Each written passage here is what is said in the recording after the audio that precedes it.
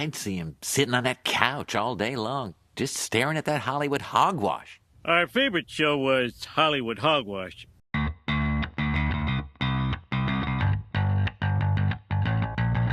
Hey everyone, welcome to another episode of Hollywood Hogwash. I'm Andrew Pisano, along with Josh Reese and Aaron Rosa. Oh boy. Oh man. It's the 25th anniversary since The Matrix came out. That's insane. Just a couple weeks ago, I saw that, someone said that. It was like, wow, it's been that long, 1999. And here we are getting to watch it all over again. Yes. I think it's been a few years for me.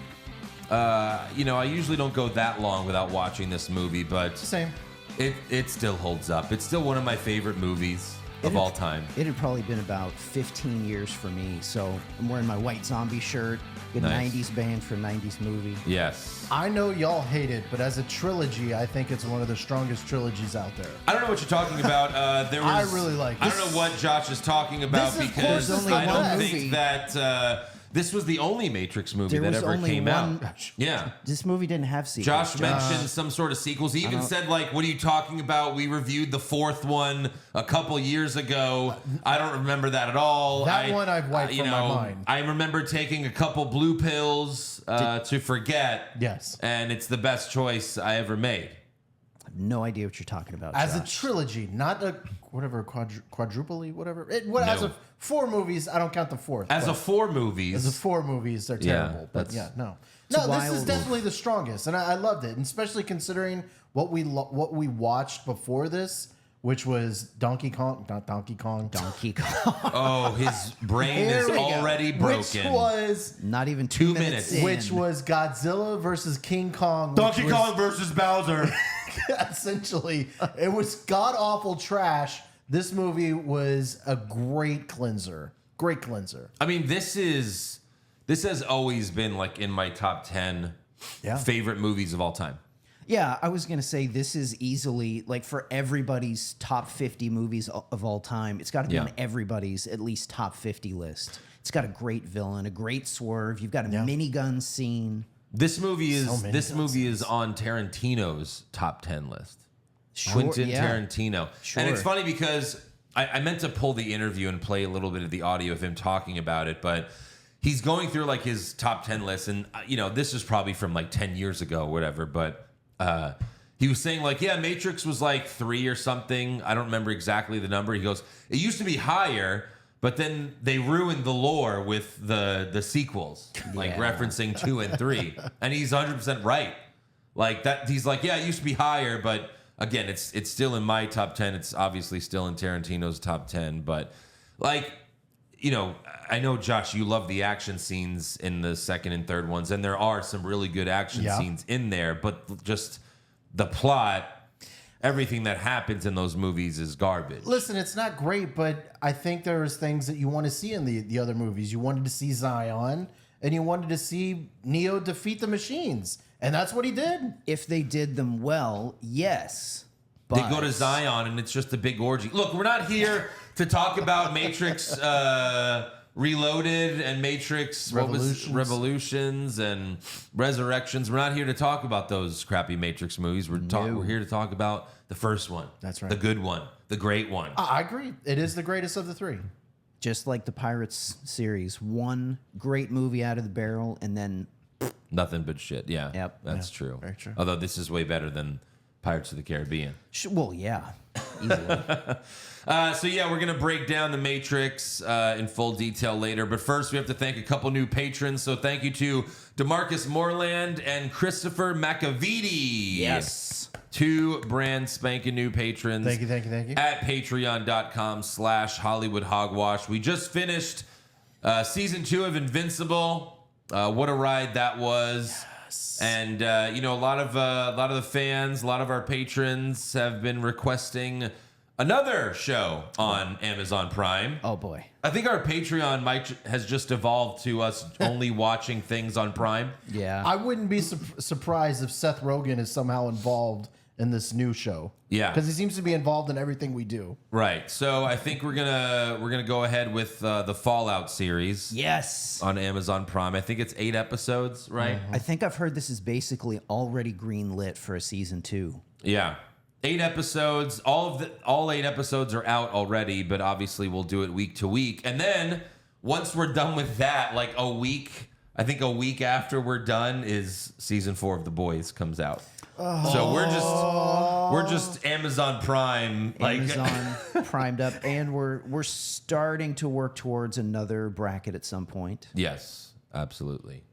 So yeah, that's gonna be fun. Go to patreon.com/Hollywood Hogwash. We're nearing 200 paid patrons on there. Nice. Very nice. So that's really cool. Are you going to be shaving your head for 200? No. That is not the deal I made. We're actually like just under 900 for What's Wrong with Wrestling, and if we ever get to 1,000, yes, I will shave my head. I've made that promise, and I'm kind of like looking forward to it when it happens. It'll be interesting. It'll New be fun. hairstyle. Yeah, for a little bit. Let's get to the news and rumors, aka the Hollywood Hogwash. The trailer for Joker, whatever the fuck it's called, Joker 2, came out. And have you guys seen it yet? No, Neither of you have? have not seen it yet. Okay then. Well, let's go ahead and watch it right now. Let's go, boys. It's showtime. Wakey, wakey. Hey, Fleck, you got a joke for us today?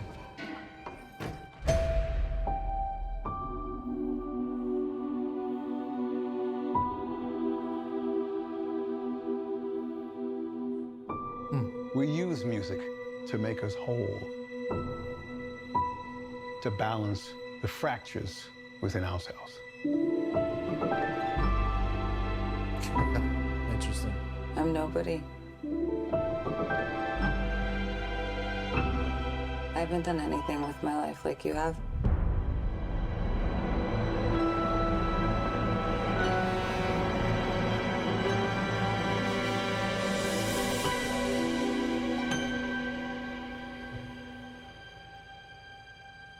Let's get out of here. So it's interesting. They've changed it up where she's also, like, you know, an inmate Crazy person. at Arkham Asylum, Yeah. which I guess makes more sense. Oh,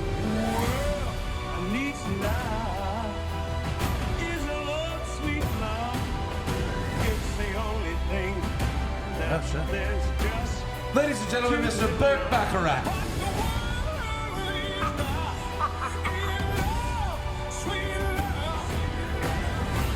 Tell us, what's changed, Arthur? I'll tell you what's changed. I'm not alone anymore. That's what we should be talking about.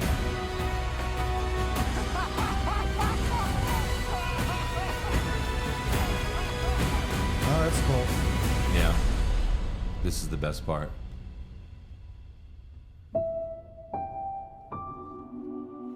I want to see the real you.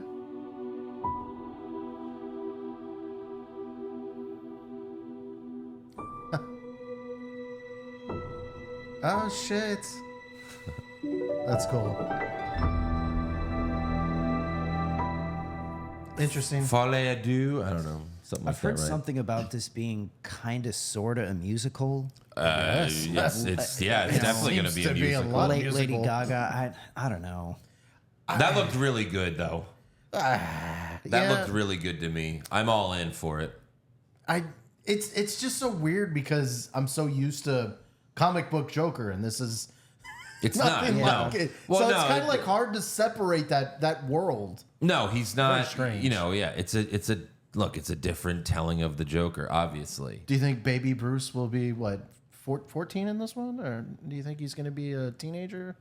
Well, I mean, what was he like 12 in the last one or something like that? I mean, yeah, no, Bruce is not going to be a focal point, Yeah, I'm sure. That's not what these movies are. But yeah, interesting decision to have Harley just, you know, be a fellow inmate at Arkham Asylum. I guess Yeah. that makes more sense, right? Than, But isn't it more interesting to have her be a therapist that he turns insane? Yeah, but Tries to this rehabilitate. this version of the Joker is not a criminal mastermind. Like Right. he's Criminal by luck. he's of low intelligence. Like it's a very different. So him winning over his therapist or whatever is just kind of unrealistic in these movies. But And I it's- love the visuals. Sure. I think it looks great. I'm excited for it. There was one moment when we were watching, it looked like he was running away from other Jokers. Yeah, Like, is he trying to run Yeah. away from a crew that wants to, like, maybe him be the boss or something? Like, I don't know. Well, also in the first one, I mean, he Interesting. does dream about things that aren't really happening. There's a lot of where, he thinks something's happening where it's not. Like in the first one, he thought he had a girlfriend where, it turns out, no, he did not. She was not his girlfriend at all. She was very freaked out by him. Right. And he fantasized that she was with him. Exactly. Well, because they introduced that, I mean, like, how much of this Harley Quinn love story is going to Well, be... you can't. I don't think you could do that to it because it is Harley Quinn. He obviously has to be with her. It can't. You're not. It's not like they're not going to do the same thing twice. They did that in the first Joker movie. They're not going to do it here. You know what I mean? So, Interesting. no, I'm excited for it. It comes out October 4th. We're going this to all year. find out that it's not the Joker's dream. It's actually been Harley Quinn's dream all along. I think that is kind of one of the things. Like it's What? going to be. Oh, wow. Okay. Like her fantasizing and a lot. Yeah, Interesting. I think that's going to be part of it. But it's interesting. I mean, you see her like dressed up as like with the makeup, and it looks like she's walking into court or something. So That one That's scene where she's interesting. like slacking her lipstick on, that was pretty badass. I like that. That was cool. yes, and that shot at the end was great. Yeah. Yeah. So I'm looking forward to it. I know like when we first heard it's going to be a musical, then I don't know, maybe not, but I think it looks really good. Hey, well, the boys pulled off a musical in that one episode where Frenchie was in it. Yeah. That was pretty cool. So, Oh, right. I forgot about that. So, October 4th, yeah, I'm excited. All right, moving on. Robert Downey Jr. told Esquire that he would happily return as Tony Stark in the MCU, saying it's too integral a part of my DNA. That role chose me. So, I don't know how to feel about this. It seems like if he was going to return, he probably wouldn't say that. I don't And know. 4 years ago, he told Joe Rogan, like, I feel like I've done all I could with that character. Yeah, I mean, it's interesting because almost everything he's set up to now is, no, I'm done. I'm not ever doing that again. So that is kind of interesting. He'd go out of his way to say that. Well, didn't the president of Disney kind of open it up when he's like, I think we need to bring the Avengers back, fellas. We're struggling out here. Yeah. And, I'm sure they're backing up whatever Brink struck they can to... I mean, yeah, you would think Jr. they're constantly calling Robert Downey like, "Hey, can you come back?" I mean, Kevin Feige said we're not going to undo his death. He Right. said we're not going to undo his death from Endgame, but like the MCU right now is at their Endgame, where it's like it's sink or swim at this Yeah, point. it's at Everyone's fucking sick of the MCU because it's been so bad. It's at an all-time low. I guarantee they've been calling him. Right. Like, I could see Chris Evans coming back because he doesn't really have an acting career anymore. Like, he didn't, you know what I mean? Robert Downey Jr. can, like, look at what Robert Downey Jr. does. He won fucking Best Actor in Oppenheimer. Chris Evans is not getting, like, big starring roles. Like, what's he been in since he left? I mean, exactly. It happens all the time. I mean, whether it's a band that breaks up or an actor that leaves a big role, sometimes they just need a bunch of time off to get away and do other shit. But so many times they come back. Yep. Right. I mean, it'd be fine, if he doesn't get back, whatever, but you have to find a way to replace him. And for now, it's the short-term answer is Ryan Reynolds and Hugh Jackman, which that's a great short-term answer yeah. Right. for sure. Especially if they're going to be the leaders of the Avengers in the next, Avengers movies, that would be amazing. And I mean, as much as That'd be cool. as much as I would jizz at that. I mean, Hugh Jackman was already done with Wolverine and kind of was like, all right, I'll do one more so I can do a movie with my buddy Ryan.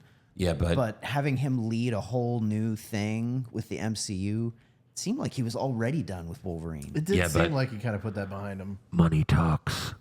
And that's why we're here with And Robert Downey Jr. One of his big things was he said he was tired of having to get in incredible shape for Wolverine, and now they found a workaround with that. Put him in the yellow fucking suit. Just wear clothes.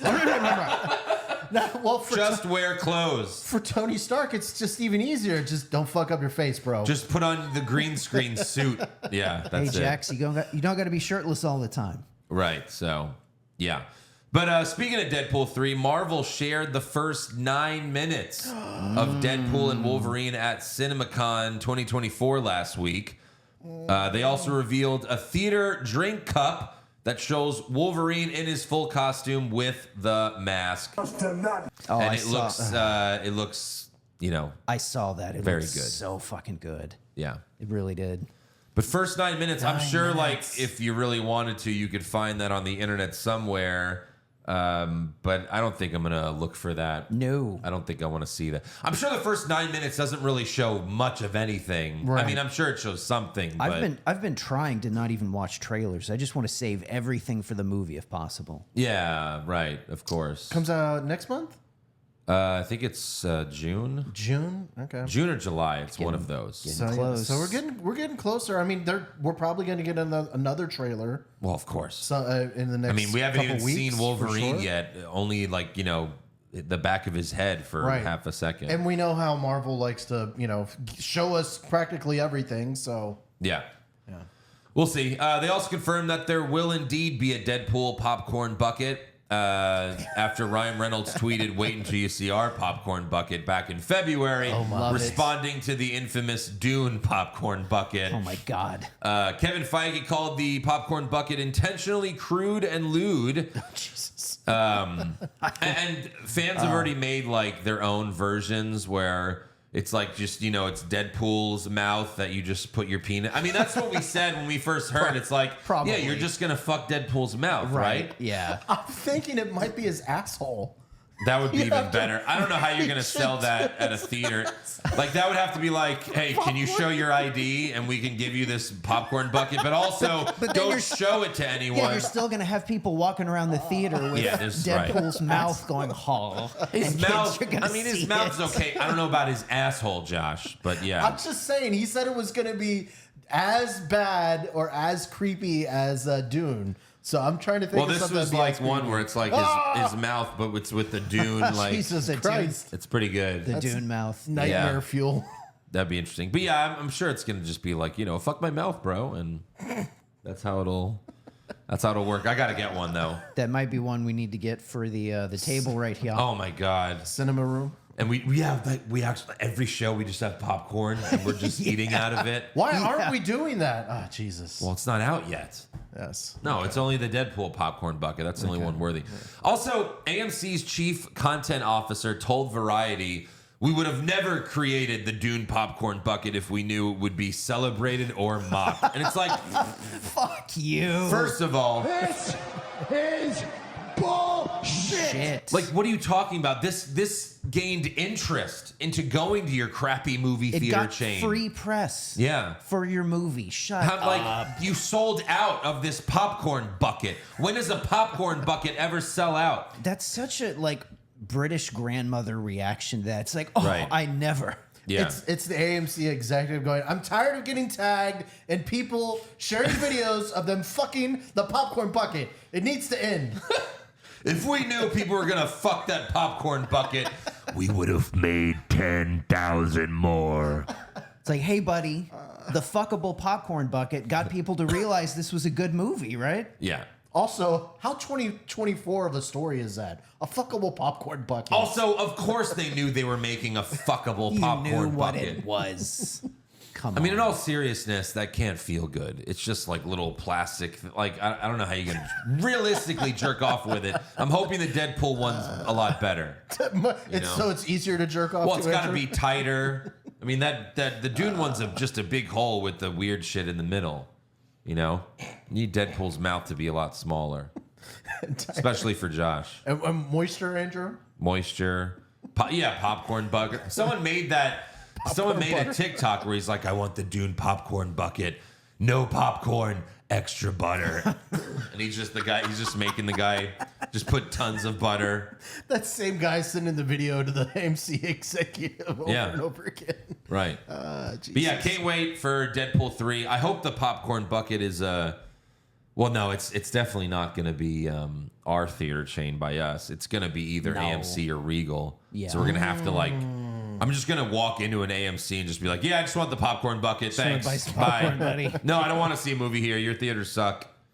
So, also at CinemaCon, Michael Keaton was there to promote the Beetlejuice sequel. And according to him, it's really fucking good. Now, he's paid to say that. He's paid to say that. But I would tend to believe him a little more than some others. He's earned some Benefit of the doubt? believability. Yeah, he's earned the benefit of the doubt. Yeah, I mean, look, I hope it is. History says it won't be because it never is. I agree. 40 years later, you're making a sequel to a comedy. I agree, but I think he's earned enough good. This is the man that made Birdman. As long as it's like, it was okay. There was a few funny parts. You know, it was cool to see him as Beetlejuice again. As long as it's just not bad. You know, as long as it's just not cringy and I'll take the movie just being fine with a couple of good moments. But while we're talking about Batman, Vice, the channel Vice, the same channel that has Dark Side of the Ring. Yes. They have this new Batman docuseries of how the first Batman movies got made, the Tim Burton ones. Yes. There's 4 episodes out right now. I've watched all 4. Okay. And the last episode was about, Joel Schumacher ruining everything. Which means the next episode is going to be about Christopher Nolan, which I'm very interested in. Interesting. But it's cool. Like, obviously, I love these movies, so I already know a lot about, how they made them. But I really love learning, just like what Tim Burton was fighting with the producers against. Like, I didn't know Tim Burton didn't want the Prince music for Batman 89. Yeah, I found that really interesting. They spent 2 whole episodes just on the first Batman 89. There's a lot of new stuff that I learned. It was great. And then for Batman Forever, they interviewed one of the costume designers, and he was like, "Yeah, Joel Schumacher hired, this one guy, I forgot his name, to really be in charge of what the costumes are going to look like." And the guy just gave me this was on the show. He says, the guy just gave me a bunch of gay porn and said, "This is your inspiration for the Batman costume." Isn't that kind of what we said? Well, I mean, everyone said that because of the bat nipples. It's like, Joel Schumacher's vision was just to make Batman gay. I mean, that's what they did. And then someone else said, the same guy said Joel Schumacher was like staring at Batman's ass and said, "When you see Batman's ass, you should want to fuck it." Oh my! How is that not a popcorn bucket? I mean, we saw in those movies when he's suiting up and then they just show Batman's ass Zoom in on the for ass. no reason. There's somebody you want having say over Batman. Yeah. But I'm excited for, this week's episode coming out Wednesday because I think that's where they start the Nolan, the Dark Knight trilogy. Yeah. Where does this series go through? Well, I don't know where it stops, if that's what you mean. Yeah. I would imagine it goes all the way up to the, Robert Pattinson's one. So it doesn't go backwards into like the Adam West Batman? Well, they mention the Adam West ones, but they don't go into they just mention they made those stupid ones a long time ago. Yeah, they kind of mention it as backstory leading up to 89. Okay. Interesting. Right, but I love it. It's on Vice. Go check it out. If you're a Batman fan, you will really like it. All right. So, also, Collider is reporting that Daredevil Born Again has wrapped filming. Yes. Goddamn right. It's still currently planned to be released sometime next year, but I would guess early. I would guess January. They have a while to edit it. Sure. And if they need to go back and reshoot stuff because it is the MCU, they always do reshoot stuff, and they already have for this show. I mean, remember, it was originally going to just be Charlie Cox. They were going to recast everyone except for Vincent D'Onofrio. But now they've brought everyone back. They even brought Vanessa. Yeah, Vanessa. Back. Yep. Vanessa. because they had originally recast her. Yes. And they went back and got once they brought Foggy and Karen back in, they got the original Vanessa actress. Yeah, and they were also going to recast Elektra, but apparently they're bringing her back with the original actress. Very nice. As well as, I mean, this is pretty much confirmed all around, but John Bernthal's coming back as the Punisher. Yes, he's been in a couple like pre-production photos and stuff like that. Yeah. I'm tentatively excited, but Marvel's been on a pretty bad run of lately, so I'm hoping this is gonna right the ship. Right. But even Echo had its problems. Echo was just, at the end of the day, was underwhelming. It was just like, well, nothing happened, you know? So No. we'll see. I mean, I'm excited because at the end of Echo, what they teased Kingpin doing, I'm excited to see that here. Yeah. Because that's a new level of like, you know, you can't touch me. Sure. I'm going to be the fucking mayor or whatever. Yeah, we've been hearing all the right things about this. Yeah. Because they started off going in a completely awful direction. Yeah. And like, who are you making this show for? The fucking fans of the Netflix show. That's why they brought everybody back. So Yeah. if this has the same Netflix tilt, I think I'll be fine. Right. Let's hope so. Yeah. Also, Deadline reports that Julia Gardner has been cast as Silver Surfer in the Fantastic Four reboot. So it looks like they are sticking with a female Silver Surfer, unless they go with two. There's always the option that they go with a male and a female Silver Surfer. Yeah, I thought I heard something that she was playing a Silver Right. Surfer, not the. So I Yeah, think I so- saw A too. Yeah. we'll Yeah. see if that is significant. But we haven't heard anything about the male Silver Surfer being cast yet. But the other thing is, like, is this just going to be a complete CGI character? It probably is. Maybe. It has It's to the be. MCU. Yeah, so it's not even really going to matter, Right. Like who the act. She was the blonde from Ozark, right? She was so good. Yeah, little she was in tiny- The Ozark. curly-haired blonde from Ozark. Yeah. I don't think, well, because I never watched Ozark. I don't really think I've seen her I don't know what else in she's been anything. She was in, I saw that she was in some other movie I saw, but I couldn't, like, I was like, well, what was she in? She was that? in a new series. I can't remember. Yellow Jackets, maybe? Oh, Some she other was in type of Sin drama. City 2, but I don't remember like what she was in Sin City 2, and that movie sucked anyway. No, but she's a good actor. She's a good actor. Yeah, So I'm interested to see her in this role for sure. right. Yeah, sure. And of course, we have Pedro Pascal as Mr. Fantastic, and then I forget who's playing the other characters, but it doesn't matter. We'll see. Also, the Hollywood Reporter says an R-rated Teenage Mutant Ninja Turtles, the last Ronin movie, is in the works. Didn't we just recently talk about they were making a video game of this? Yes. And now they're doing a movie also in addition to that. Right. Love this. Yeah. Fucking Michelangelo going badass. And like live action. having all of the Somewhat. weapons of his fallen brothers kicking fucking ass. Not only that, rated R Teenage Rated Mutant R. Ninja Turtles, like Yeah. like a Logan type of Really? Thank you. Teenage Mutant Ninja Turtles. Thank That'd you. be so cool. Thank you, Daredevil, Yeah. for showing us that R-rated movies can be profitable. Yeah. Oh, Deadpool. Putting this, what did I say? Daredevil. Daredevil. Daredevil, fuck, the TV Deadpool. show. Yeah. My bad. Right. Deadpool. Yeah. But yeah, that's definitely exciting. Something that's not exciting is oh look, it's another reboot. Variety reports that a scary movie reboot is in the works. Oh boy. And I know Josh, he's like, well, what scary movie? But no, That's the the scary comedy movie one, right? franchise, they're rebooting that. And I don't think anyone needs that. How many did they get up to? I think 5. 4 or 5 of them. Yeah. Yeah. I liked them when I was a teenager, but God, those are so bad. I'm sure it's hilarious to a 15-year-old, but Yeah. We're talking about the comedy scary movie, Yes, right? Okay. yes. Because what was the other one called? What was the scary one called?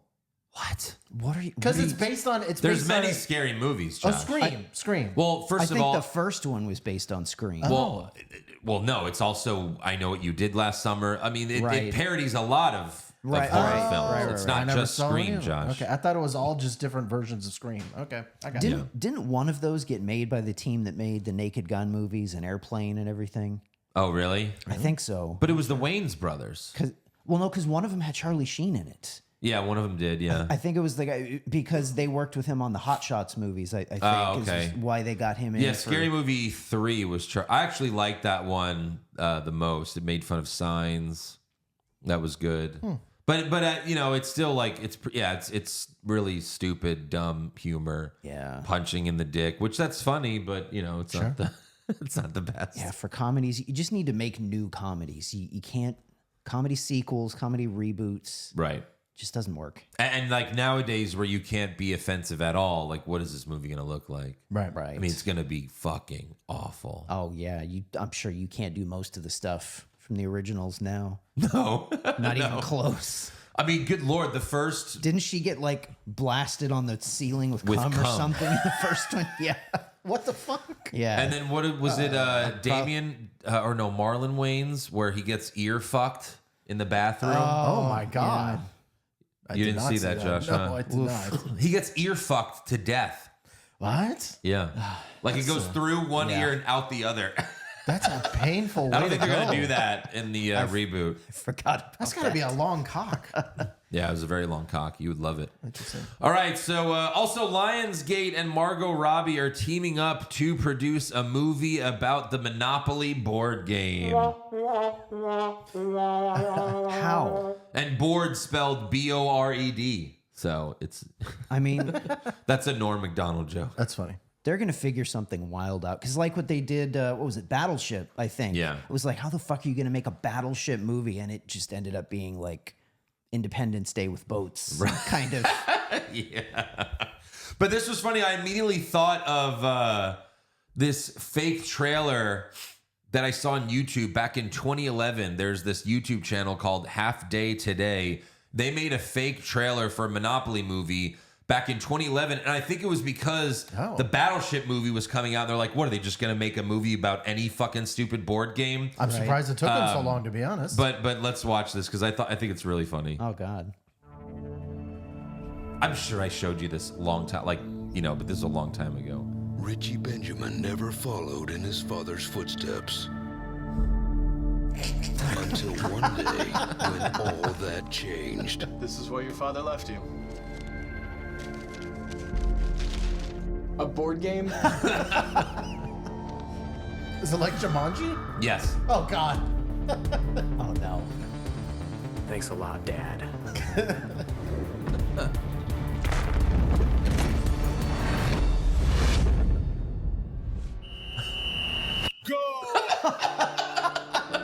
In a world where money matters. You lost, kid? Who are you? For the first time in his life, Richie is taking a chance. I want to teach you all about the game. And rolling the dice. Oh, my. Never fall in love.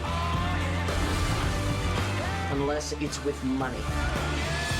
The community chest. You love her more than money? I don't care what you think, because now I have the monopoly! Oh, son, don't you know? Only I can win this game. This summer. Do not pass go! You didn't pay the luxury tax. Go to jail. Do not collect $200. Oh, Jesus. Oh, my God. Cut the waterworks. This is just a game. Life is a game. This game never ends. Monopoly.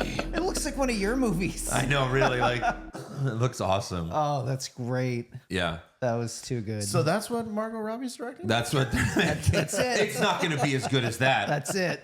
Because, just like Barbie, it's going to just be a dick-sucking movie. Look how great Monopoly is. You know what I mean? Yeah.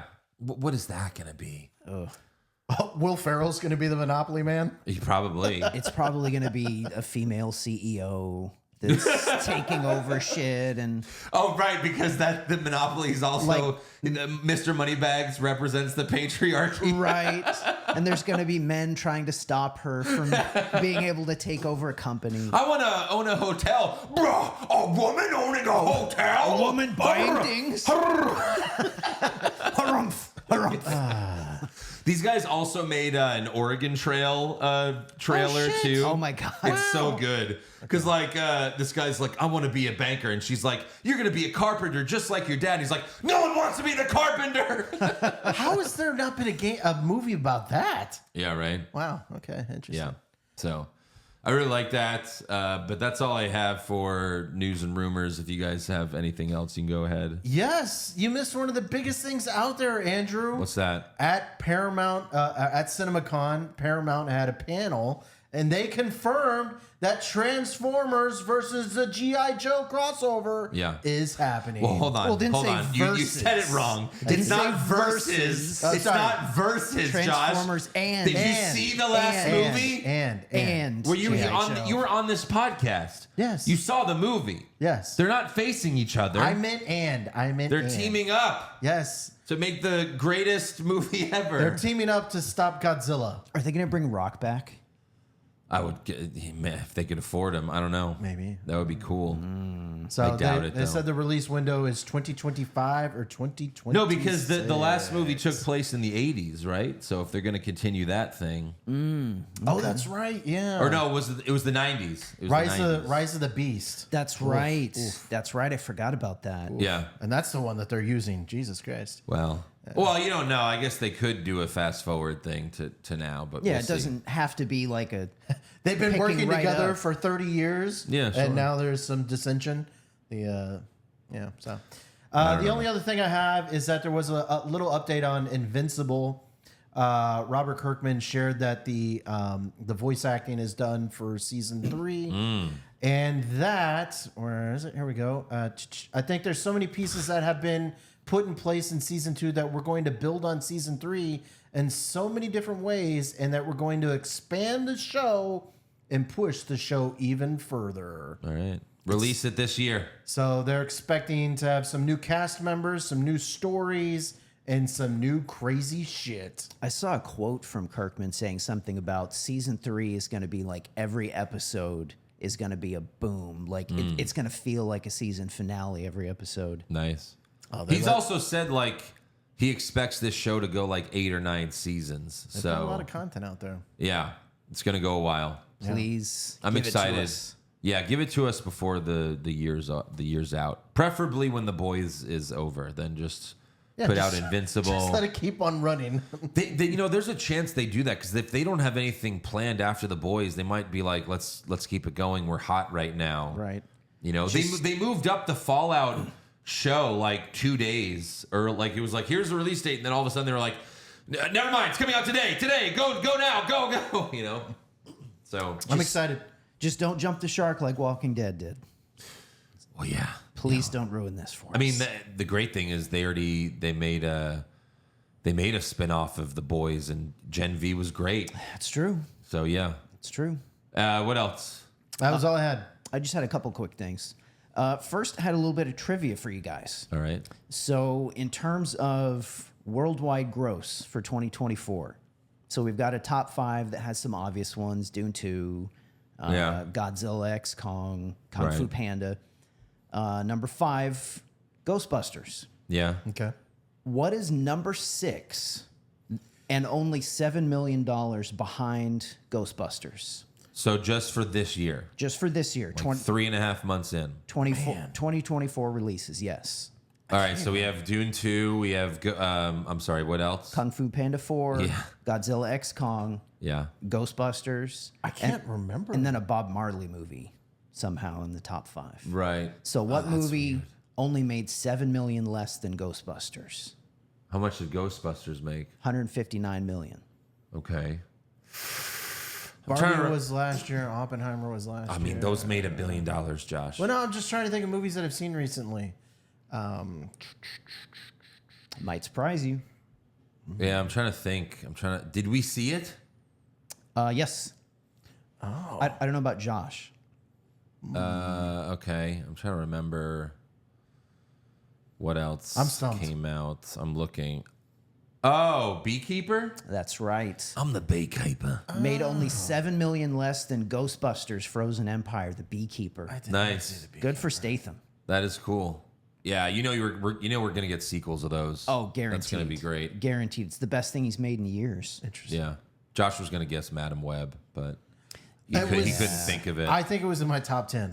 So in the top 10, yeah. Well, I think it is in the top 10, right? It probably is. I think so. Yeah, just because there hasn't been that many. because it is, there's only been like one new movie a week. Yeah. So far. All right. Anything else? Yeah, just a couple other things. In terms of other shows getting close, Peacemaker season 2 has begun filming. Oh yes, that's right. I did see that. Yes. James Gunn took a photo from behind John Cena's helmet, and that was really cool. yeah, I'm so interested to see where they're gonna go with Peacemaker because the last type of Peacemaker content we saw was them teasing with fucking stupid Shazam. Yeah, so they can't do that. But please don't. James Gunn is the one that did that. You know what would be awesome, because the Shazam, the guy that plays the Shazam actor, like Shazam's all this guy has now. Zachary Levi. Yeah, right. What if James Gunn's like, hey, you're not going to be in the show, but you're going to be like in an opening scene, but you're going to die like right away. Like, hey, I've got Shazam on my team. And then he just blows up. They just kill him immediately. That would be fucking awesome. That would be the most James Gunn thing to do. Oh, absolutely. Shit, Shazam is here. Oh, like in the beginning of Suicide Squad, where you think, oh, this is the team, but then they all die. Because how's that even going to work? Having a magic guy on a team that's like the piece, it doesn't. Right. No, he doesn't fit at all. Yeah. I trust James Gunn. He'll probably do that. Just wait. I like it. I like it. Yeah. Just a couple other quick things. So for anybody who was wondering where John Wick's going to go after the end of John Wick 4, we are going to see John Wick again. Right. But it's going to be a spin-off, Ballerina, it's called. Yeah. And it's going to take place between John Wick 3 and 4. Yeah. So this is not going to be a sequel. Starring Ana de Armas. Yes. Yeah. That's been out for a while, but yeah, I guess they're filming that now. Yep, they're working on that. I mean, and they're also they've also confirmed that they're going to make a John Wick 5, which I'm happy about. Right. I want to see him finally just take down everyone at the high table. Obviously there's got to be one final movie. Whenever that is, I just want to see him killing everyone in charge. That would be the fucking coolest. Well, yeah, that's how that has to end. Sure. Yeah, that's how it was always going to end. Right. And then the last thing I had, they are working on a Running Man remake. Oh, no. Well, hold on. No. Hold on. Let me finish. No. Let me finish. With Chris Pratt? No. Because yes, with Chris Pratt, right? Confirmed. Starring Chris Pratt. No, because after the Total Recall remake, fuck making Arnold remakes. But do you know who's directing this? Arnold. I might be in for Arnold. I think directing and starring in it. I wish. No, it's going to be directed by Edgar Wright, the guy that made Shaun of the Dead, Scott Pilgrim, Baby Driver, and it's got who's this guy that's starring? It is Glenn Powell. You probably saw him in the Top Gun Maverick movie. He was like the douchebag that ended up, having a face turn at the end. Right. So because of Edgar Wright, I'm willing to give him a little bit of leash on this. All right. We should watch Running Man soon. We should. Absolutely should. What would you rather see? A remake of The Running Man with, a new actor, right? He's young. He can do... Or would you rather just see a sequel with 70-year-old Arnold? I'd rather see a sequel with 70-year-old Arnold. Well, sure, of course. But we're not getting that. This is going to bomb. Is this coming out in theaters or is this going on a streaming app? Straight to Netflix? You would think theaters. But theaters, this is not going to make money in theaters. The futuristic United States of 2025. Yeah, all right. So far, it's just that Glenn guy. All right. Shit. So it's 2025 is when the book was set in? Interesting. Okay. Wow, we will have to watch that soon. Yeah, interesting. For sure. All right, if that's all, we could move on to The Matrix. No, I shouldn't even try to imitate the music. Are we taking the blue pill or the red pill? I would take the blue pill. Okay. I mean, knowing what you know, if obviously Neo didn't know beforehand, right? No. But if you had the choice, knowing what you're gonna know, you would take the blue pill, Oh, blue right? pill. Yeah. Blue pill. Team Cypher. Exactly. Team Cypher. I mean, you get to drink beer and eat pizza here. Come on. Right. Yeah, the music's iconic. Love the intro. The green Warner Brothers logo. It's so funny. fucking cool. It's funny you say that because I was going to say maybe the only knock on this movie is the music's a little, it kind of dates it a little bit. I like it. The late 90s techno thing. Kind of, it didn't age great. I like the Matrix, like the theme. Yeah, that's where it was. It's I like the goth Matrix and, theme. Yeah. you know, I still love it. it's dark. It's edgy. It's not the best music in a movie ever, but I like it. It fits.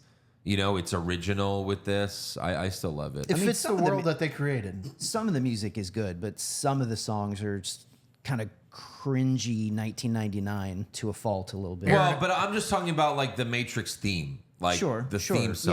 Yeah. No, I agree. At the end of the movie, Aaron's going to be like, man, I hate that fucking wake up song at the end. It's fucking terrible. Oh, shut up. Don't talk shit about Rage. Come on now. So yeah, we start off with an awesome action scene. Trinity's kicking ass. You don't know why. Doesn't really matter at this point. It's just, hey, here's some new action scenes you've never seen before in a movie. The cop tells Agent Smith, I sent 2 units. They're bringing her down now. No, your men are already dead. Wow. Dude, when watching that in the theaters, you're like, holy fuck. This girl must be a fucking badass. Also, let's talk about the trailer really quick, because when the trailer came out, it just showed you a bunch of action, didn't tell you what the story is, and then at the end of the trailer, Lawrence Fishburne says, of course, no one could be told what the Matrix is. You have to see it for yourself. And that was the one line that just got in everyone's head and said, fuck, I got to go see it to find out what this Matrix thing is. Got to go see the movie. Yep. And that was the greatest selling point. And then I think they had a marketing campaign where there was like a website, like whatisthematrix.com. Right. And like on some of their ads, they had like a hidden password, I think, that you had to go click on a link. And right. Like that shit worked back Brilliant then. marketing like that. Like Blair Witch level marketing. Interesting. Yeah. Right. And in the Unearthed Batman series that Aaron and I are both watching, they talked about how they marketed the first Batman 89. And it was just a billboard with the Batman logo and no words. They said it was the first billboard / movie poster that anyone ever put out that didn't have the title of the film. That's right. Because everyone fucking knows it's Batman. Wow. Right. Awesome. Very true. Brilliant marketing. So yeah, Trinity does the jump. Camera spins around. She kicks the cop. Which that was, that was never done before.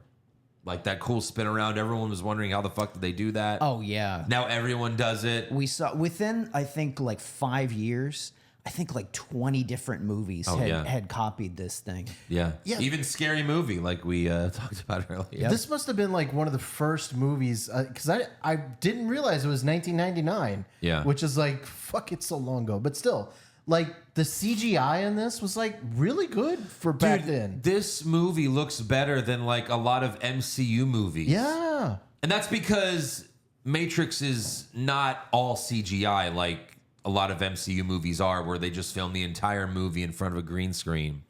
You know, when you mix reality, when you mix like actual sets and real people with CGI, it works better. You can tell.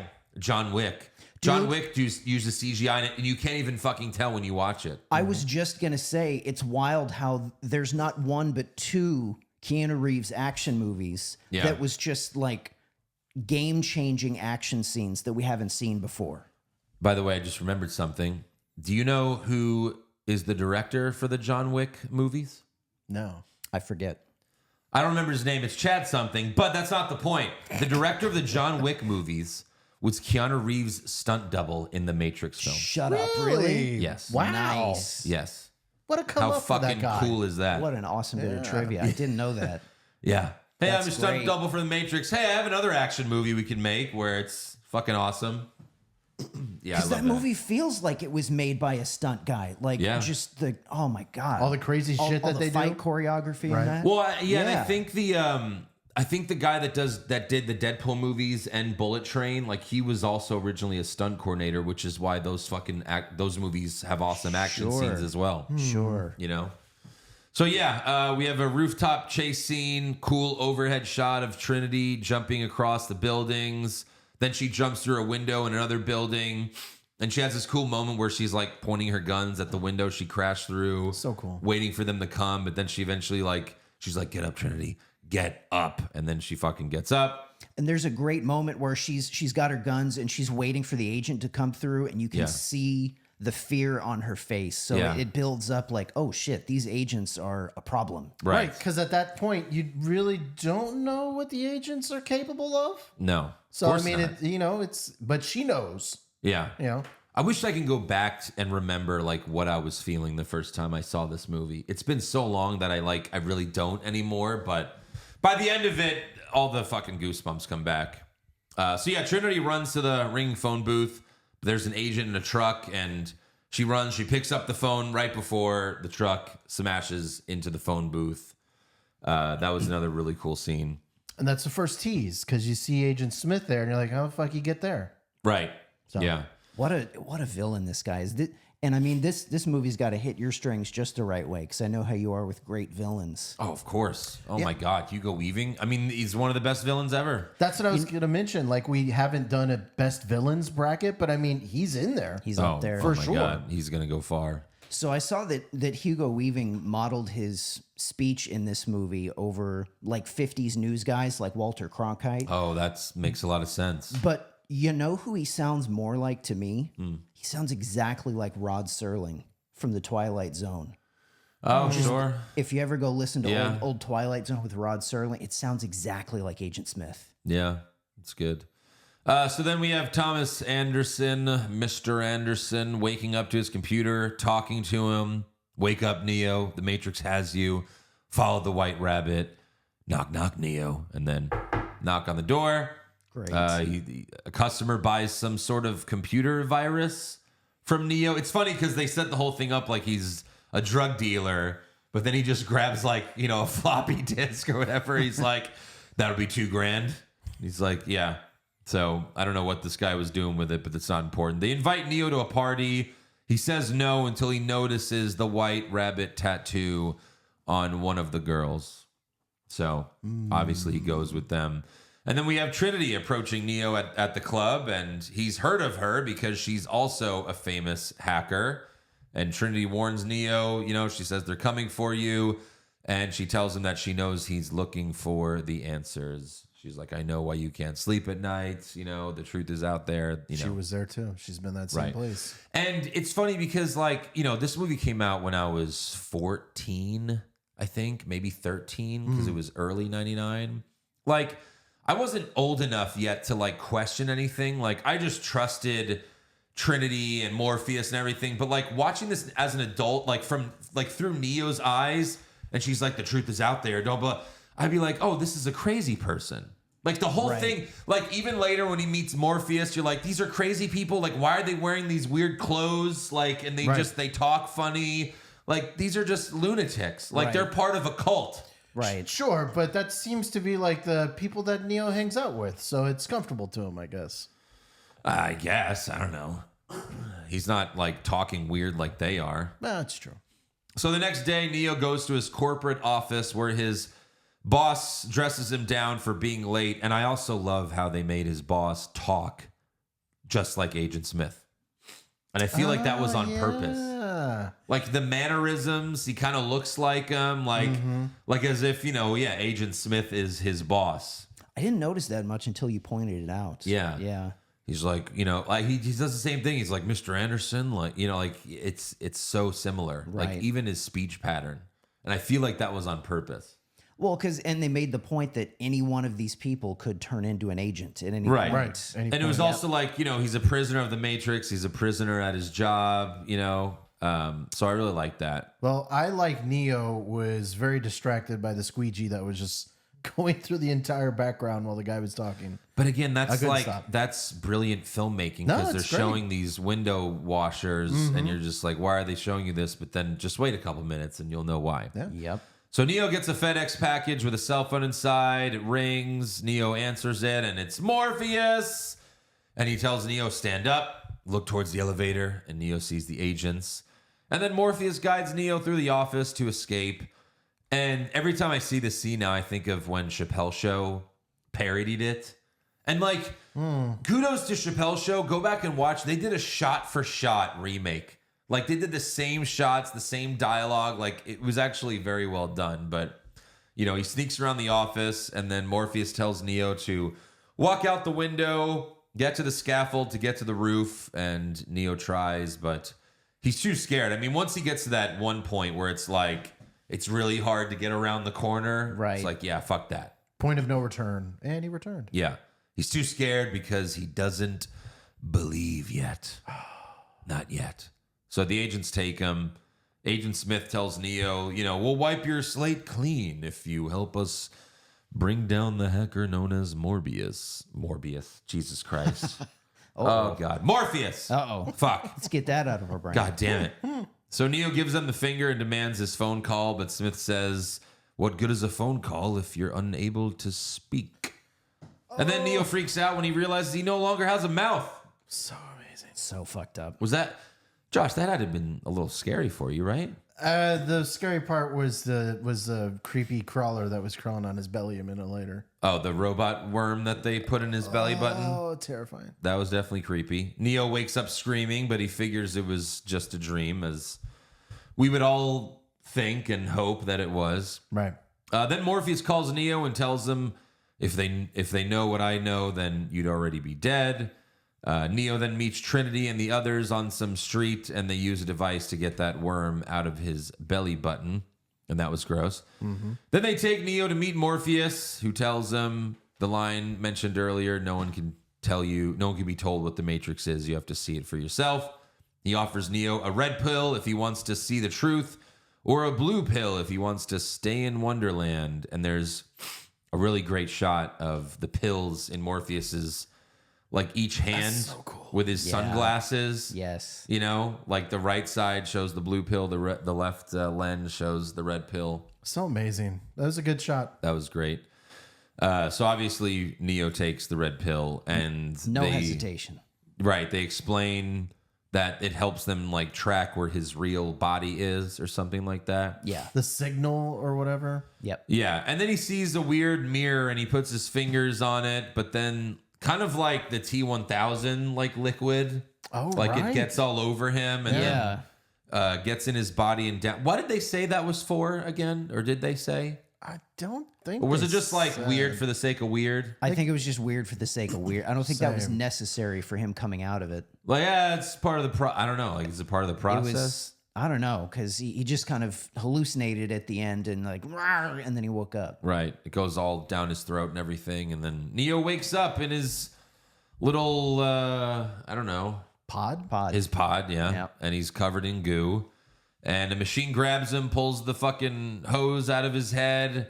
And then he falls down a fun slide and into some water, which I guess once you die for real, they just hit the eject button and you just go down a slide and your body goes into the water. Yep. Right, because after watching the other movies, you're like, how in the world could they get anywhere near Machine City? Yeah. So it must take them through some type of weird, like, jettison or whatever. Yeah. So then another machine claw pulls him out and Morpheus's team grabs him and Morpheus tells him, welcome to the real world. And Neo's just laying there.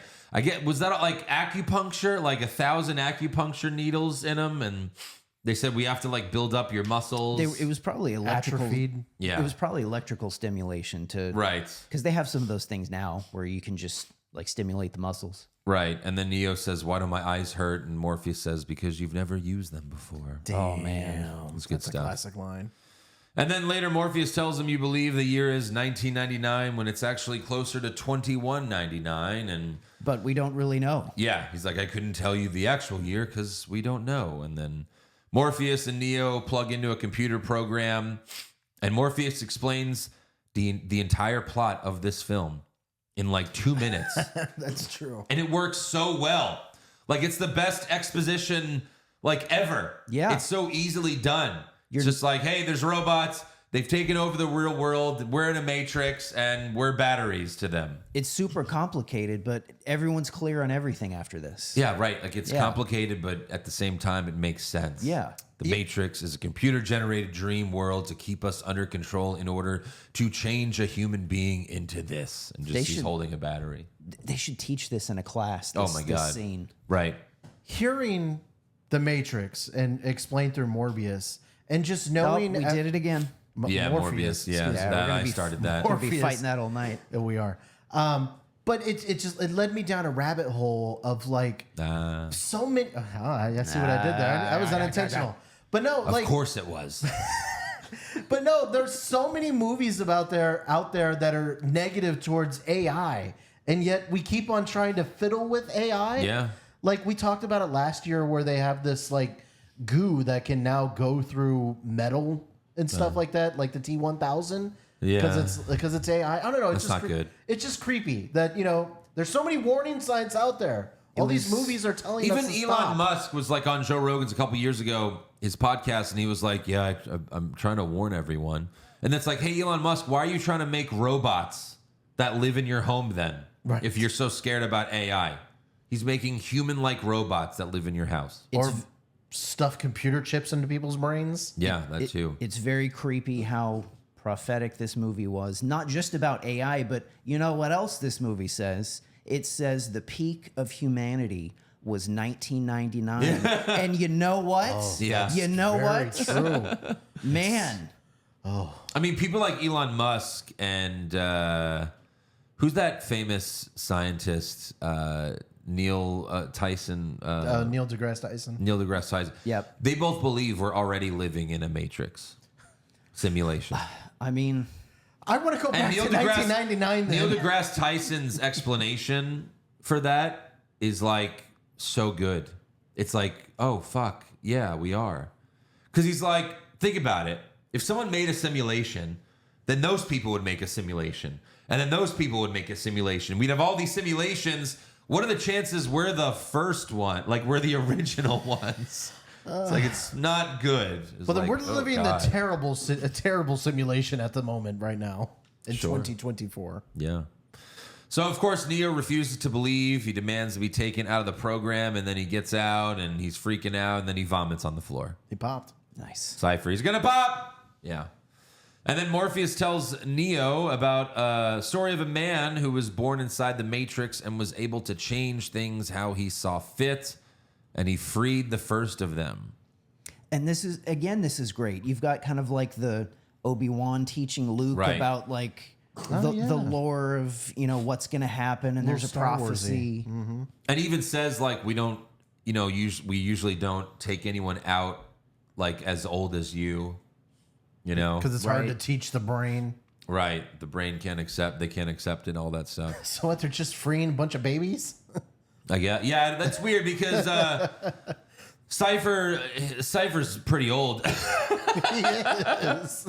And he was only out for like 9 years. So I don't see him and Neo being the same age, but I'm sure Keanu Reeves ages slower than him. But yeah, Morpheus also says the Oracle said that the One will come again, and Morpheus tells Neo that he believes he is the One. Later, Tank introduces himself to Neo, brags about how he's a full, pure, grown human.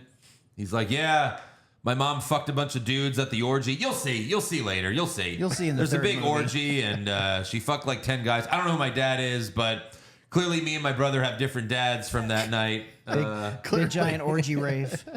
Yeah. They And do then, things differently in Zion. yeah, Neo. That was the thing, is like everyone was so excited to see Zion in the sequel, and then it was like it's just a cave. It's just a big orgy. It's just a big rave. Yep. Yeah, and then look at Keanu Reeves' ass. Let's not show Trinity at all. We just get Neo ass. Yeah. I think that's why Josh loved it, right? No. No. So Neo gets muscle maintenance. Neo gets plugged in, and Tank uploads a bunch of programs to teach Neo many things. And then he looks at Morpheus and he says the iconic line, "I know Kung Fu." Fantastic. Morpheus says, "Show me." So they go in a training simulator and Morpheus says, "Hit me if you can." Neo tries really hard, but he's unable to land a single punch or kick. He does a backflip off a wall, but Morpheus side kicks him into a pole. So cool. There's really a great moment here where when Neo is first starting the fight, so he's just had all of this martial arts knowledge dumped in his brain. And the very first thing he does is he gets in like a fighting pose and he does like the little Bruce Lee nose wipe thing. Yeah. That was nice. And he also like smirks like, holy fuck, I know how to do this shit. Yes. They uploaded the Bruce Lee program. Is that what it was? Yep. I guess so, yeah. But like also going back to the hand-to-hand fight scenes in this movie. So good. They're so good. Amazing. Like not only do they hold up, they're way better than like pretty much any action movie that comes out now. The one with Morbius and Smith later in the movie. Morpheus, Jesus Christ. Still doing it. Yeah. Capital M and Smith. Yeah. That was amazing. One of the best I've ever seen. You know? Right. Great hand-to-hand combat. You're right. Like the gunfights in this movie are great as well, but the hand-to-hand combat is the best part. Just so much action we've never seen before in this movie. Yeah. So then Morpheus asks, how did I beat you? Neo says, you're too fast, you're too strong. And then he says, do you think any of that matters here? He's like, oh, I guess not. And he says, you think that's air you're breathing now? Such a great line. So they go again. Morpheus says, come on, stop trying to hit me and hit me. And the thing is, every time I hear that now, I just think of Team America World Police. Was that also 1999? It's so good. No, 2004. We should fucking review that one of these days. Oh my God. Have you haven't seen it, Josh, right? Because you're scared of puppets. I'm scared of puppets. Well, we need to drink that night. Yeah, sure. So Neo eventually, like, I guess he stops himself, but he shows that he could have punched Morpheus in the face. Right. Yes. But I also wonder, was Morpheus going easy on him there to try to like build his confidence up? I don't think so. No? Like he was trying to get him to push. Okay. Because going easy on him wouldn't have helped him. Sure. That makes sense. So then they load the jump simulator, and Morpheus says, free your mind. He does the big jump, and Neo says, whoa, whoa. Just like Ted from Bill and Ted. Nobody else could have played this role. No. Oh, you know who was supposed to, right? I know many people who were supposed to. But the number one choice? We'll get to that later. Yeah. All right. The team gets excited. They're like, oh, no one's ever made the first jump. What if he does? What if he does? But he doesn't. You know? No. But nobody makes And it's great because this movie like constantly makes you question, obviously only the first time you watch it, you're like, well, obviously he's the one. But then they do these things like, what if he makes the first jump? What if he makes the first jump? Because movies like this will have the character constantly succeeding without fail, but he does fall. So then as the viewer watching it for the first time, you're like, gives you doubt. Oh, maybe he's not the one. Right. And you know what? This movie could have gone many different ways and still worked. Yeah. Like if he wasn't the one, but he still succeeded in spite of that, or if he wasn't the one and sacrificed himself. So they all like all of those would have also worked. It's true. Yeah, still been a good movie. So then Neo and Morpheus go into another Matrix simulator where Neo gets distracted by the woman in a red dress, but she turns into Agent Smith. Damn it. He was like, oh, shit. Oh, God, what's that? And then Morpheus says the agents can transform into anyone that hasn't been unplugged. And then Morpheus tells Neo that the agents are powerful, but since they live in a world with rules, Neo might one day be able to defeat them. And then Neo says, what are you saying? That I can dodge bullets? And Morpheus says, no, Neo. I'm saying that when you're ready, you won't have to. Damn, the lines in this movie. There's so many lines in this movie that pay off later. Yeah, they come back. The fucking foreshadowing. Oh, it's brilliant. Yeah. Then they notice some sentinels nearby, so they hide and avoid them. It's another like thing that will pay off later. They're just like showing, hey, there's danger out there. We have to avoid these things. Then Neo has a talk with Cypher as everyone else is sleeping, and Cypher says, I know what you're thinking because I've been thinking the same thing. Why, oh, why didn't I take the blue pill? Of course. First clue about this guy. Right. Cypher gives Neo a drink and tells him, if you see an agent, do what we do. Run. Run your ass off. Yeah. Next scene, we see Cypher having dinner with Agent Smith. They do this so early in the movie, too. Yeah. Like, it's not like a late movie reveal. No. It's like right away. And Joe, whatever the fuck your Italian name is that I can never pronounce, is Ralphie from Sopranos. Pantoliano. I'm probably doing that wrong. He's such a great actor. Pantoliano. He's such a. It's a shame he was born with less than average looks, because he could have been a leading man, because he's so damn good at acting. Oh yeah, he's another one of those steal the scene guys. Yes, always. He's so good in this scene. He's like eating a steak. He's like, I know this steak isn't real. I know the Matrix tells me, you know, like that it's delicious and juicy and everything, but after 9 years, ignorance is bliss. Yeah. It's like, yeah, you could totally see where he's coming from. So my only question about this scene is that you can't plug yourself in and plug yourself back out. So someone had to plug himself in. This was like something that everyone's, you know, mentioned for years, right? Like, oh, the Matrix plot hole. How did Cypher get in and out of the Matrix by himself? Right. I know that one of the Wachowskis in an interview said, like, you know, he probably just developed some program that allowed him to do it himself. But fans have just said, like, he probably just told Tank, like, hey, can you put me in? I'm going to go fuck the woman in the red dress. Can you leave us alone for a couple hours? Sure. And then just come back, right? I don't know. That's right, because they always watch whenever you're in the Matrix. My thinking is that maybe since he's so good at reading the code, maybe he's just chatting with Agent Smith. No, like, he's there. We see him in there, Josh. Yeah, but it could just be a eating the dream steak or something. It's not a dream. He's eating who the knows steak. what the fuck it is? I'm just it's saying. not that, though. I don't know. It could be a lot of things, except for what Josh said, because that Go makes fuck no yourself. sense. Yeah. But I like that idea more, like, hey, Tank, can you put me in? I'm going to go fuck the woman in the red dress. Don't watch. I know it's just code, but don't watch. Tank's like, that's the 7th time this hour, man. I'm into some freaky shit, all right? How many of them do that? Do they all go into the Matrix to fuck? Yeah. This poor woman in the red dress. Yeah. Is it just like the holodeck from Star Trek? But she's not even a person. She's just a computer Oh, program. right. She's Agent Smith. Yeah, well, all right. But no, I mean, you know, Cypher makes the deal with Agent Smith. He wants to be put back into the Matrix. He wants to remember nothing, and he wants to be a rich actor. And in return, he'll give them Morpheus. So, you know, it's fine. Get over it. I'm just saying that's the one qualm. But it's not, because you figure it out on your own. It's really not. Okay. I did figure it out on my own. Well, no, your answer's wrong. Just use one of the ones I said. So then we have the teenager on the team. He talks a lot. He asks Neo, he's like, hey, you want to fuck the woman in the red dress like Cypher did, He was just in there. Yeah. You want sloppy seconds? Then Morpheus and the team take Neo to the Matrix to meet the Oracle. And my microphone just came off. All right. No. Neo waits in a room with children who people think also might be the one, and they could do cool shit. Right. One boy bends a spoon and tells Neo, do not try to bend the spoon. That's impossible. Instead, realize the truth. What truth? There is no spoon. Go ahead, Josh. Try it. There is no pen.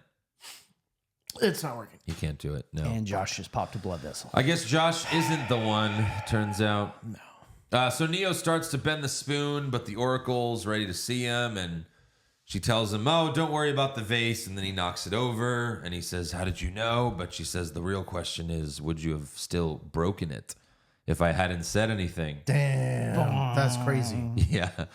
The Oracle then tells Neo that he's not the one. She's like, sorry, you got the gift, but it seems like you're waiting for something. And Neo says, for what? And she says, your next life, maybe. More foreshadowing. And the Oracle then tells Neo that he's going to have to make a choice, save Morpheus's life or his own. She says, one of you is going to die. Which one will be up to you? Damn. Yeah. So the team is ready to be extracted. One of them did die. Oh, wow. Interesting.